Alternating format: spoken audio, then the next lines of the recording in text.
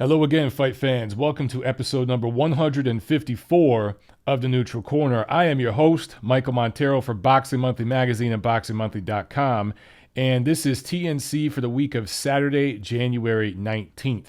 You'll probably notice I'm posting this a little bit later than I usually do on Mondays, and that's because I got off to a really slow start today, man. I got bad food poisoning last night around midnight, 1 in the morning. And last night, all throughout today, were just absolutely horrible. I was basically exploding, out of every orifice of my body, and had the chills. It was really bad. For any of you guys who are Sopranos fans, if you remember that episode where Tony Soprano had food poisoning and he was shivering and freaking out all day and miserable and wanted to die, that was pretty much me. Yet, here I am, recording TNC for you guys. Why? Because I promise you TNC every week, come rain, snow, or shine, damn it. So, look, if my energy is a little low today, please forgive me. Be back to normal next week. I'm going to try to cut it a little shorter than normal this episode, but there's still a lot of boxing to discuss. So let's get started with news and notes. Okay, so let's go to my favorite thing. Let's start with rumors. Right? Everybody saw last week on Twitter rumors of Vladimir Klitschko coming back to fight Dillian Whyte in April, supposedly as a co-main for AJ's next fight over there in London. And Vlad, in an interview, I think with Chris Mannix of Sports Illustrated, called it fake news and pretty much, said, no, that's not happening. And my whole thing is, a few of you guys asked me about it. I hadn't really heard anything about it. But I just thought logically about Vladimir's personality, which I know fairly well. If he were to return, he would not return for a tune-up. That's not Vlad's style. He would return to go straight to the man. And that's basically what he did when he came off that Tyson Fury loss and came back and fought AJ. He really should have had a tune-up fight. You think about it. He was basically off for like 2 years. But he doesn't do tune-ups. He wanted to go right to the challenge. So when I heard the rumor that he was coming back to fight Dillian Whyte, of all people, and not fight AJ and fight in a co-main, Vlad don't do co-mains. So that's when I kind of figured it was bullshit. So anyway, that ain't happening, guys. I think Vladimir Klitschko, much like other fighters in recent years like Lennox Lewis, Joe Calzaghe comes to mind. He's one of those guys that once he retired, that's it. He retired for good. I don't think he's coming back. Okay, actual news. Andy Ruiz buys out his deal with Top Rank and signs with PBC and Al Heyman. I think this move makes sense for Andy Ruiz. Let's face it, he's not an elite level heavyweight. He's never going to win a world title, but he's going to be one of those guys who's a contender, and he can make for some interesting fights. PBC has some good second tier heavyweights. You can think of guys like Dominic Breazeale, Gerald Washington. I think Luis Ortiz is kind of approaching that world now, that second tier of heavyweight. You could say he's top 5 still, but I don't know. I'm not so sure about that anymore. And then up-and-coming guys like Joe Joyce. At some point, Joe Joyce is going to have to prove himself, and a guy like Andy Ruiz might be a good first step for him. So I think this makes sense for Andy Ruiz. As far as big fights coming together, you've heard about Terrence Crawford and Amir Khan. That is pretty much set for April 20th. In fact, they're having pressers. They've already had a press announcement to announce the fight, but they don't have the venue yet. We just know it's going to be April 20th, ESPN pay-per-view, probably in New York at Madison Square Garden, but not 100% sure. If it is in New York, that might be a fun one to go to. Amir Khan basically selling out for the money again. This isn't the first time he's done that. I think he's getting a $5 million flat fee, but then you got to think of the foreign TV money he's going to get over in the UK and everywhere else. So he's definitely going to get a huge payday, and I don't think this is going to end with him completely knocked the F out like he was against Canelo Alvarez. Terrence Crawford doesn't hit as hard as Canelo, but Terrence Crawford might be the best fighter pound for pound on the planet, so he's definitely going to chew Amir Khan's ass up. However, if it is in New York, the UK fans and Khan's little army, they will travel, and it's going to make for a fun atmosphere. So does it belong on pay-per-view? Absolutely not. Does it really mean anything in the welterweight division? Absolutely not. But it is a name. Amir Khan is a name for Terrence Crawford. It keeps him busy. It's a name to kind of build himself up against a little bit more in that division because, all the welterweights are over on the PBC side. So it's going to be fights like this for Crawford until some of the top guys in the PBC are willing to go up against Crawford. And I don't think we're going to see Thurman or Spence fight Crawford anytime soon. Maybe some of the guys like Sean Porter, Danny Garcia, something like that might be possible.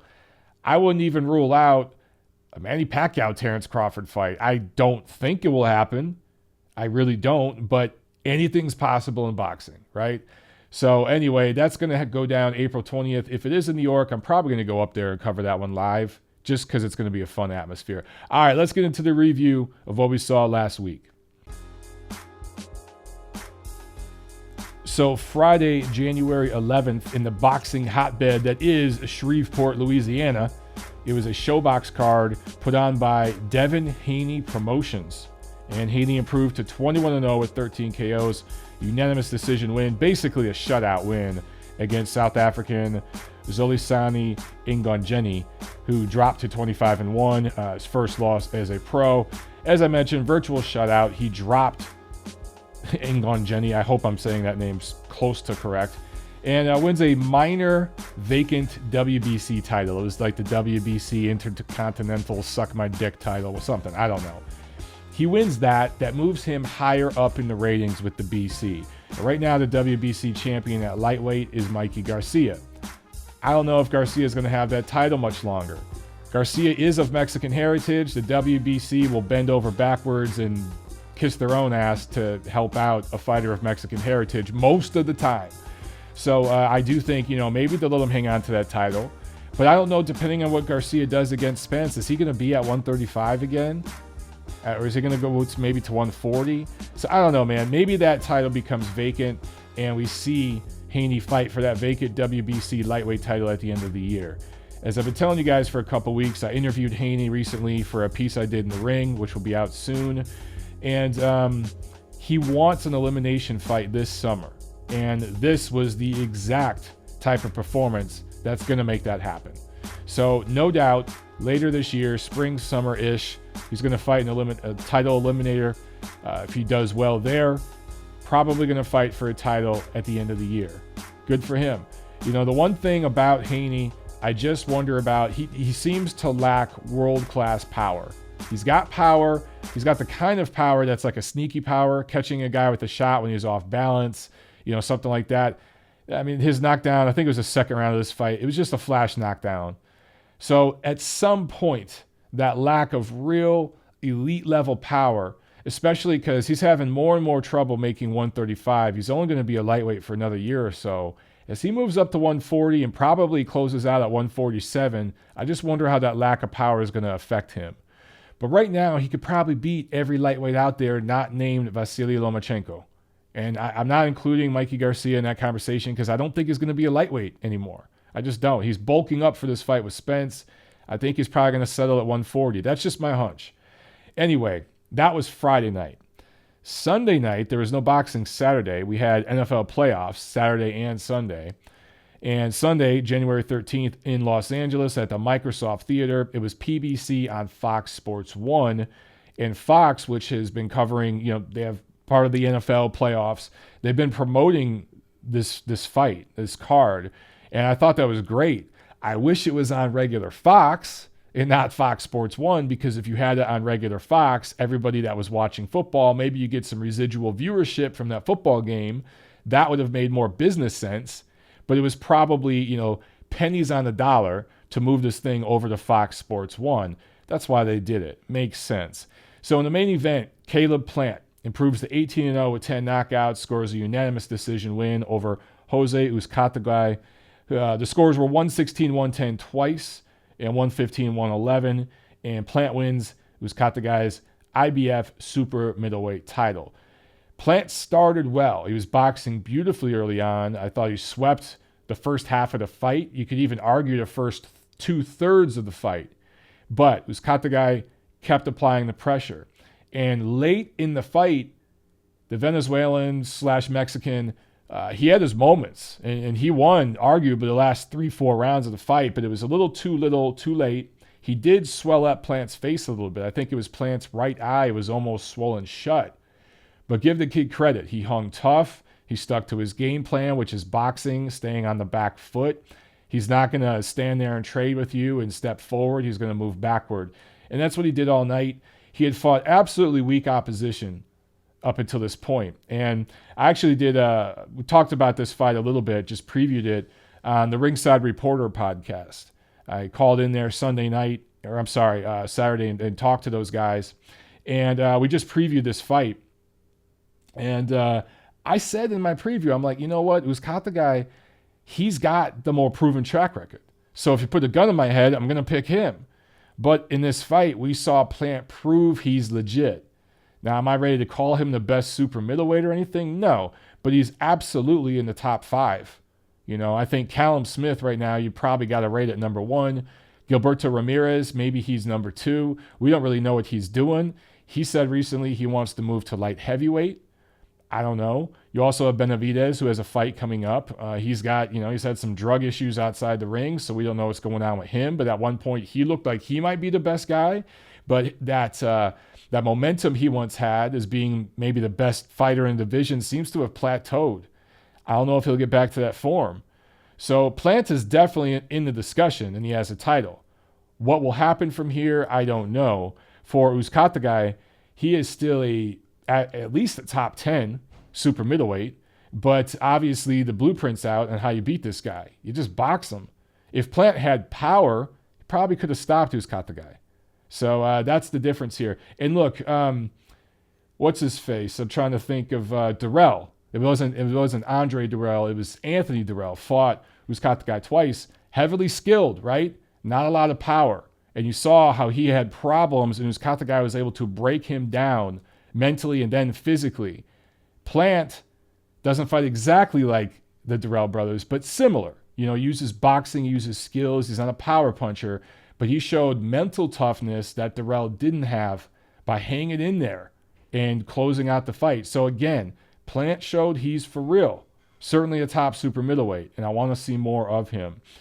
Also on this card, Brandon Figueroa, who is the brother of Omar Figueroa, the Figueroa brothers from Texas. He fought Moises Flores and got a KO3 win. By the way, his brother Omar fights John Molina in February. That might end in that's just going to be a bloodbath, that fight. But Flores has been in there with some top guys, right? He's won some, lost some, probably lost more than he's won. But for Figueroa to go in there and dominate him, that was a good quality win for Figueroa, who continues to build himself up. And Guillermo Rigondeaux, coming back from that first fight since December 2017 when he was embarrassed and outclassed by Vasily Lomachenko. KO's a pizza boy in 1 round. The guy he fought has now lost 7 of his last 8, most by stoppage. So that tells you where Guillermo Rigondeaux is at. But he's back, baby. He's back. My favorite fighter ever. Okay, so that is what happened last week, guys. Let's preview what we got coming up this week. The schedule is about to get started this week. I mean, things are really going to start rocking. We got a bunch of boxing to talk about. Friday, January 18th in New York at the Madison Square Garden. It will be another Matchroom card on DAZN. And in the main event, Demiterius Andrade defends his WBO middleweight title against Artur Akavov. And you just look at the height difference in this fight, man. Andrade's 6'1", Akavov 5'9". So on the surface, you think, man, this ain't even going to be competitive, right? Just Andrade's length and athleticism is going to just dominate this fight. But you start to look at who Andrade has fought since moving to 160 pounds. He's fought Atlantes Fox and Walter Cotton Dakwa. That's it. So the title he holds right now is a complete fucking joke. And the guy he's facing in Akavov, he went the distance with Billy Joe Saunders in 2016. Some people feel he was robbed. Some people feel he won that fight. It definitely was close, whether you feel Saunders won or not. So he's definitely the best opponent for Andrade in a while. This is a minor step up for Andrade. Is it the best opponent of his career? I don't know. He fought Vans Martirosyan. Martirosyan probably better overall than Akavov, but certainly his best opponent in a long time. But you have to favor Andrade to win and defend his paper-thin title. Thinner than the notes I'm reading from right now. Also on this card, Jorge Linares versus Pablo Cesar Cano. That is going to be a good fight, and I think that one could steal the show. Just in terms of styles, I think that one's going to be a lot of fun. If you tune into this card and you want to tune out the main event, I don't blame you one bit. But check that fight out, because I'm just telling you, in terms of styles and where both guys are at in their career, that's going to be fun, man. Another title fight, TJ Doheny against Ryohei Takahashi, defending his IBF Super Bantamweight title, the title that he won in Japan back in last August. This will be his first defense. He is an Australian fighter, based in Australia, but of Irish descent. He was born in Ireland and now lives and trains out of Australia. Also on this card, Jarrell Big Baby Miller versus TBA. What the hell is going on with Jarrell Miller's career, man? TBA, at the time I'm recording this, it's Monday. Still no opponent for Miller that I've heard of. Also on this card, Chris Algieri. Remember him? He's going to fight on this card. And Amanda Serrano. I mentioned her because she could be a possible future opponent for Katie Taylor. And undefeated welterweight prospect, Alexis Rocha, who's 12-0, 21 years old, is a southpaw. He's going to be on this card as well. And of course, with DAZN, you get to watch all of the fights. So you guys will get to see all those guys fight. That is in New York City. In upstate New York, in Verona at the Turning Stone Casino. It is Top Rank on ESPN Plus. Bryant Jennings, heavyweight action in the main event, going up against Oscar Rivas. Rivas is out of Canada, but he's a Colombian. He fought in the 2008 Olympics for Colombia, and he beat Kubrat Pulev in those games in Beijing. So he's definitely a very, very skilled guy. But he's a little short. He's maybe 6 feet tall, if that. And Jennings is probably 6'3", 6'4". But just in terms of styles and everything else, this should be a competitive, good quality heavyweight scrap. And, you know, I love the heavyweights, so I'm looking forward to this one. Jennings is 5-0 since his back-to-back losses to Vladimir Klitschko and Luis Ortiz.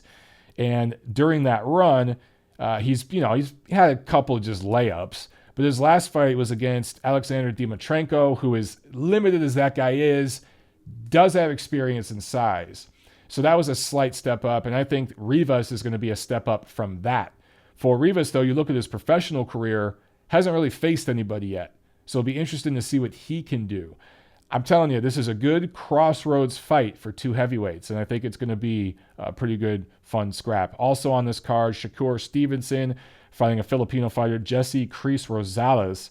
So we'll see what Stevenson does. This will be his 10th pro fight. If he can continue to settle into what I call his man legs, because when he first went pro, he kind of had Bambi legs. You know, he's trying to settle in and grow into a man and sit down on the punches. That's something I think Michael Conlan's trying to do as well. Those are two of the guys top ranked polled out of the last Olympics. Let's see what he can do against this Filipino. Now that's Friday. Saturday, January 19th, MGM Grand Casino, Las Vegas, Nevada.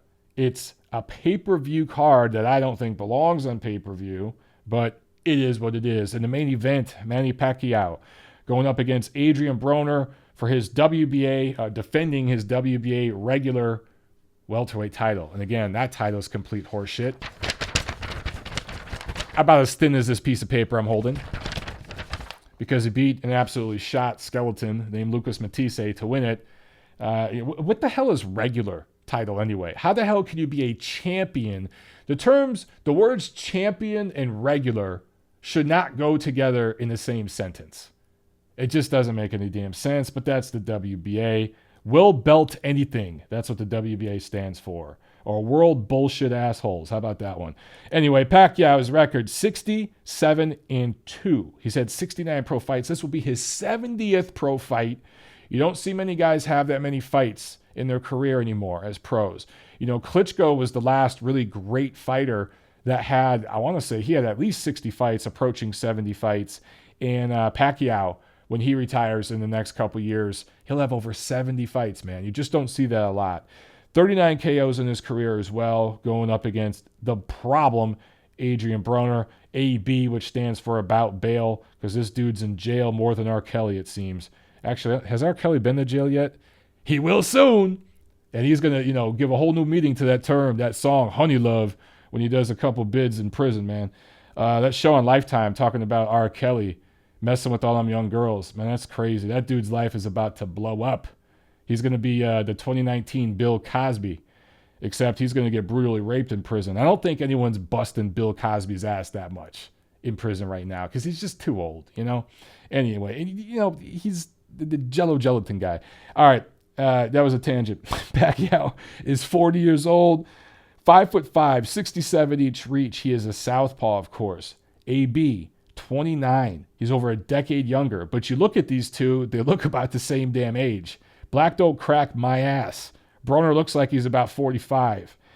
5'6", 69 inch reach. So Broner is naturally bigger and longer, but I don't think he's naturally stronger. I think Pacquiao is the naturally more gifted athlete. I don't think that's a controversial statement. I also think he's naturally physically stronger. I think you're going to see that in this fight, man. To me, this fight is easy to predict. If Pacquiao can move forward, punch from different angles, use his dynamic footwork to get in and out, zig and zag, diagonally, and make AB back up, he's going to win this fight.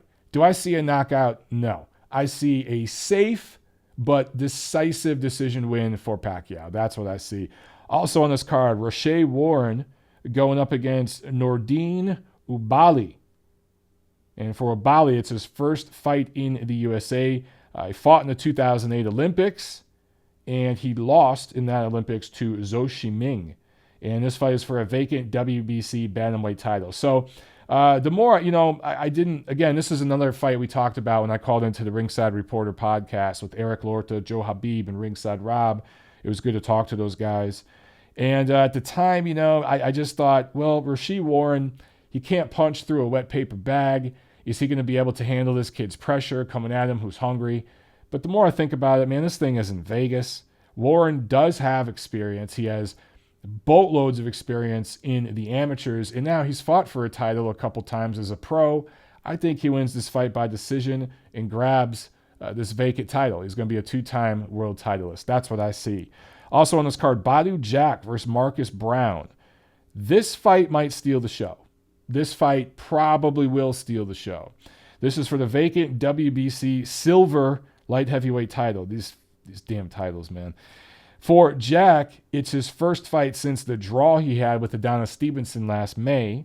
And for Brown, the 2012 Olympian, it's pretty much shit or get off the pot time.